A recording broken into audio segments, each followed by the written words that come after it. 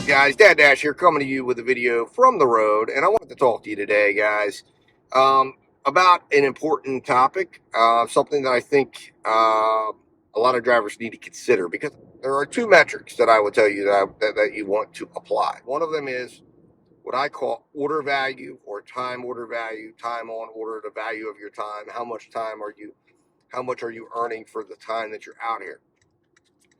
A lot of times we put that first, right? And that's because I did that. I've done that. I put videos out and told you order value, order value, order value.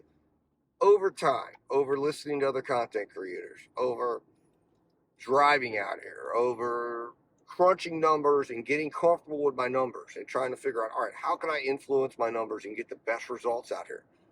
I started to realize that is a factor. That is something I want to consider. That's something I want to see improve. But the way to improve it isn't necessarily how you think it's going to be. There's really one way to improve it. And that is, the first thing is recognizing the value of your miles to money, right? Recognizing the fact that we are delivery drivers first and we are drivers first. So our really only controllable expense, or the expense we really need to control, all circulates around the value of the miles we're driving when we're working. So if you're setting any other goals outside of that, if you're not getting good value for your miles, you just are not going to be able to be profitable in the end. And you're going to see all the other metrics will follow behind that. Miles to money. No, miles to money is the biggest metric you should be following.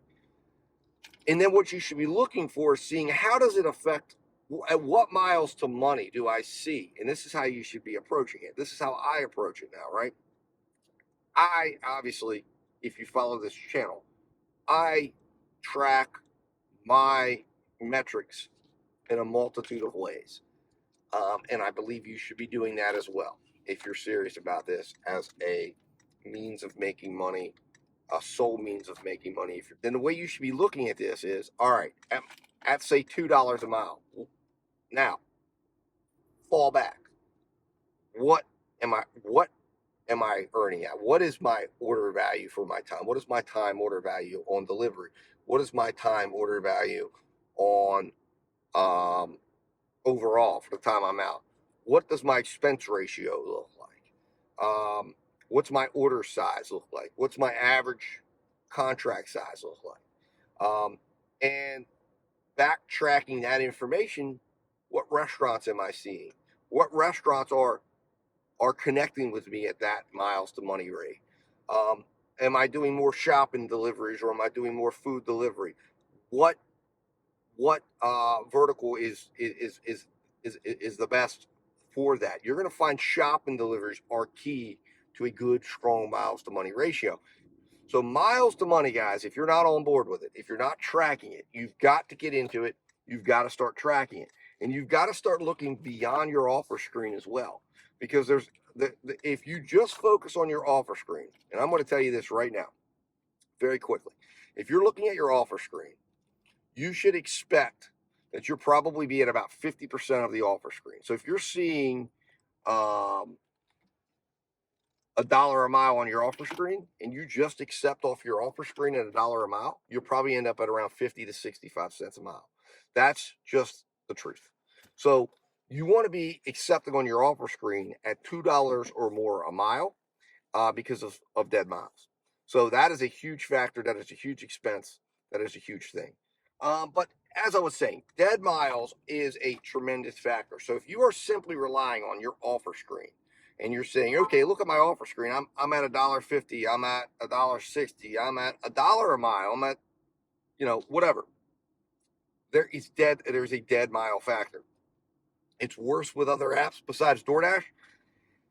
I can give some credit out to DoorDash on the way they do it, because they do attempt to try to factor in from the moment of acceptance to delivery. So when you're seeing the miles on that screen, you're seeing you're seeing data that is actually from the point of acceptance to the delivery. So it gives you a little bit better of an idea than, say, Instacart, who's giving you the miles from the store to the customer. Spark, store to customer. Now Uber does that. Uber is like DoorDash. They give you miles from moment of acceptance to delivery. Grubhub does as well. The food delivery apps do that, but the shopping apps don't. But dead miles is a huge factor, which is why when somebody shows a screenshot and says, look at this order, that screenshot doesn't tell the whole story. That is why it's difficult to have conversations with people who are having issues out here and they show you their screenshots. Screenshotting can be very deceptive. Not intentionally always. I'm not suggesting the idea that some people out here go, oh, people show fake screenshots. But what I'm saying is it doesn't show what you drove before. It doesn't show what your location was before. It doesn't show how many miles you accepted or you declined before.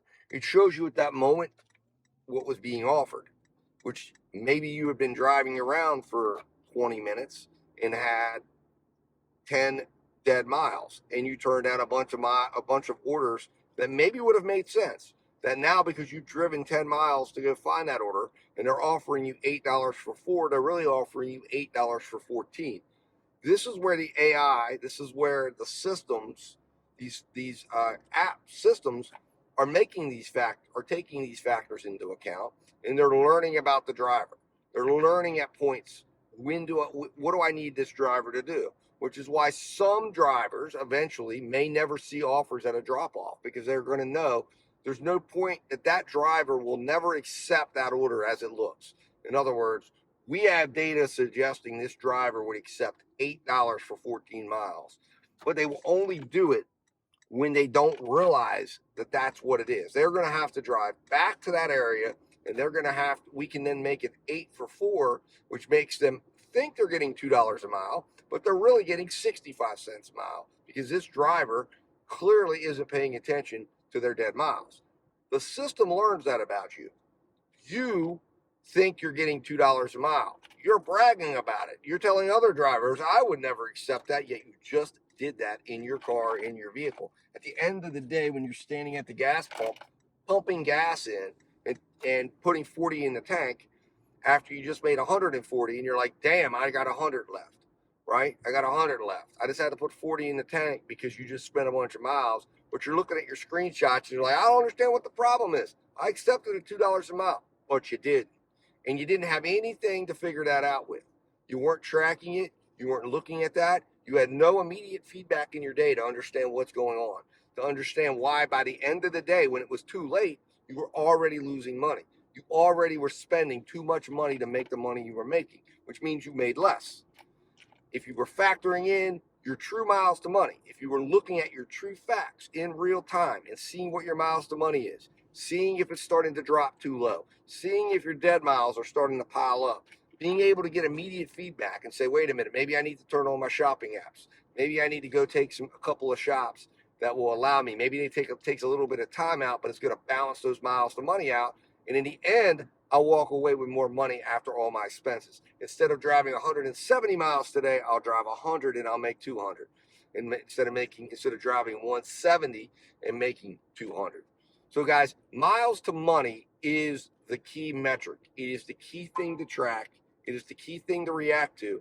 And it is the thing that if you start reacting to your miles of money in real time, if you start tracking it in real time, if you start getting an accurate representation of exactly what your miles to money is at all times, that you can park up in a shopping center and realize, well, what was my miles at? What was my odometer at the last stop? You don't know that. If you're not tracking it, if you're not putting it somewhere, you will never know what it was. If you're just using driver utility app, or you're just using one of the apps that's just tracking as you go, you will never actively know what that dead mile rate is. But if you pull into a shopping center, you go back and you look at your last drop off and you realize, I drove 5 miles. And then you see that $8 for 4 come through, and you understand that you're really accepting an $8 for 9.